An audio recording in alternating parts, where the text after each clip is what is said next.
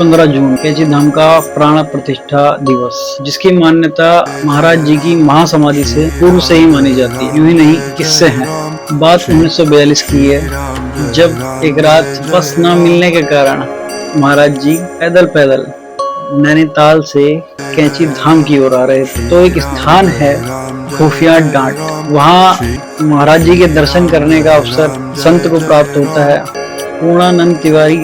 तो पूर्णानंद तिवारी और महाराज जी की भेंट हुई, संवाद हुए, और फिर जाते जाते पूर्णानंद तिवारी ने महाराज जी से पूछ ही लिया कि महाराज जी, आपके दर्शन अगली बार कब होंगे?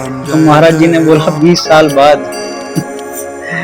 आप और हम भी मान लीजिए, अगर हमसे कोई बोल दे कि हम 20 साल बाद मिलेंगे, तो क्या आप याद रखेंगे?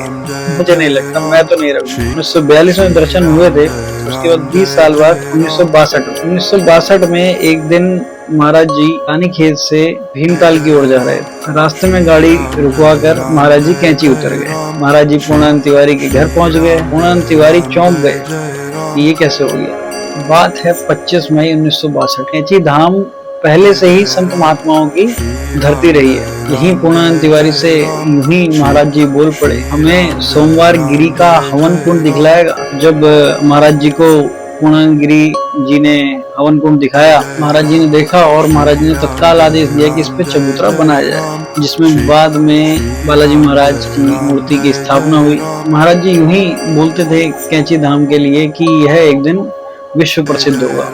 फिर वहाँ धीरे धीरे महाराज जी से मिलने देश विदेश से लोग आने लग गए। बहुत कहानियां हम सुनते हैं, सुनाते हैं। महाराज जी जब विश्राम करते तो एक खिड़की के पास जाके बैठ जाते थे और उससे बाहर की ओर देखते रहते थे। ठीक उसी स्थान पर महाराज जी की मूर्ति की स्थापना की गई 15 जून 1974 को, और 15 जून प्रतिष्ठा दिवस में परिवर्तित हो गया, जिसे आप और हम कैंची धाम जाकर मनाते हैं। वहाँ का मालपुए का प्रसाद खाते हैं, महाराज जी से मन की शांति की कामना करते हैं।